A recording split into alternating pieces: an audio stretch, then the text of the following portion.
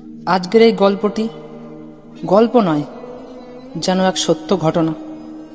মধুমিতা খুবই নাম খ্যাতি এক মেডিকেল কলেজের ছাত্রী এবং চিকিৎসক।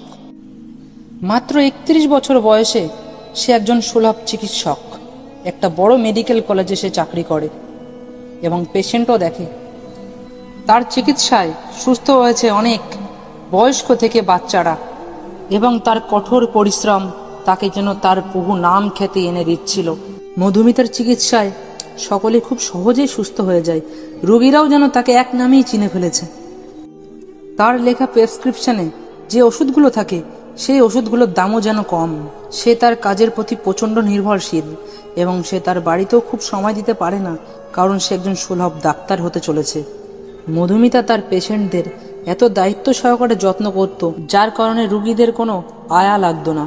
মধুমিতা হয়ে যেত কোনো পেশেন্টের কাছে তার প্রিয় বোন, এবং কোনো পেশেন্টের কাছে হয়ে যেত তার মা। পেশেন্টদেরকে মধুমিতা খুবই দায়িত্ব সহকারে রাখত, এবং কোন পেশেন্টের কখন কি লাগবে, কোন ওষুধ লাগবে, মধুমিতা সবই দেখত। ঘন্টার পর ঘন্টা ডিউটি করার পরেও পেশেন্টদেরকে একটুও বুঝতে দিত না যে সে অনেক টায়ার্ড হয়ে গেছে। সে তার নিজের ডিউটি খুবই করেই যেত এবং তার কষ্টও হতো, কিন্তু সে বুঝতে দিত না কোনো পেশেন্টদের। তার অক্লান্ত পরিশ্রম পেশেন্টদেরকে যেন অন্যভাবেই সুস্থ করে দিত। তার ডিউটির কোনো ঠিক ছিল না, কোনো সময় 24 ঘন্টা, কোনো সময় 36 ঘন্টা ডিউটি থেকে অনবরত করে যেত। এবং সে একজন ডাক্তার হওয়ার সাথেও সে একজন প্রেমিকা।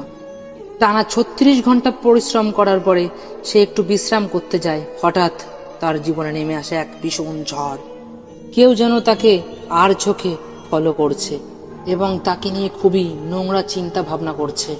মধুমিতা তার প্রেমিকের সাথে একটু গল্প করতে করতে রেস্ট রুমে গিয়ে রেস্ট নিতে থাকলো এবং কিছু খাবার খেতে থাকলো, কারণ সে অক্লান্ত পরিশ্রম করার পরে তার প্রচন্ড খিদা লেগেছিল। তাই সে অল্প কিছু খাবার খাওয়ার পরে একটু শোয়ার জন্য রেস্ট রুমে শুয়ে পড়ে।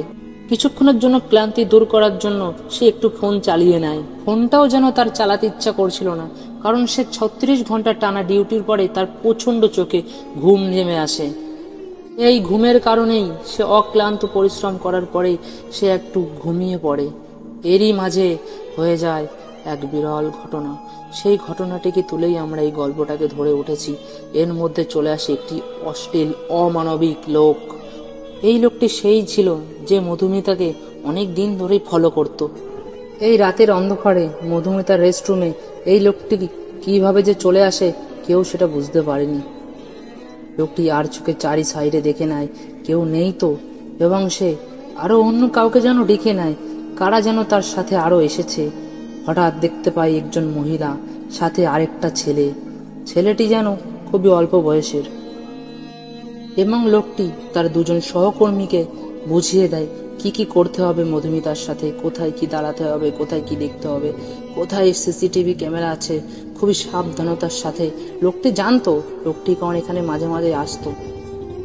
লোকটি চুপিসারে মধুমিতার রেস্টরুমের দরজাটা বন্ধ করে দেয় এবং সবাই প্ল্যান করতে থাকে এখানে কি হবে কিছু মুহূর্তের মধ্যেই।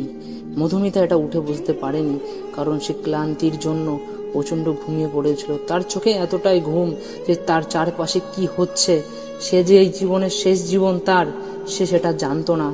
তাকে চার সাইড দিয়ে ঘিরে ধরেছিল সেই অশ্লীল অমানবিক মানুষেরা। অমানবিক লোকগুলো খুবই আনন্দের সাথে উপভোগ করছিল, কিন্তু মধুমিতা কি জানতো যে তার সাথে কি হবে? তার চুল ধরে টানা ইচ্ছা করলো, মধুমিতা তাও জানতে পারেনি, কারণ সে ক্লান্তি সহকারে ঘুমিয়ে পড়েছিল। দুষ্কৃতীরা সাথে এনেছিল কিছু মদের বোতল। তারা খুবই আনন্দের সাথে মদ পান করে সেখানে এবং একে অপরকে সব প্ল্যান শেয়ার করে। কিছুক্ষণের এদের এই আনন্দ নিয়ে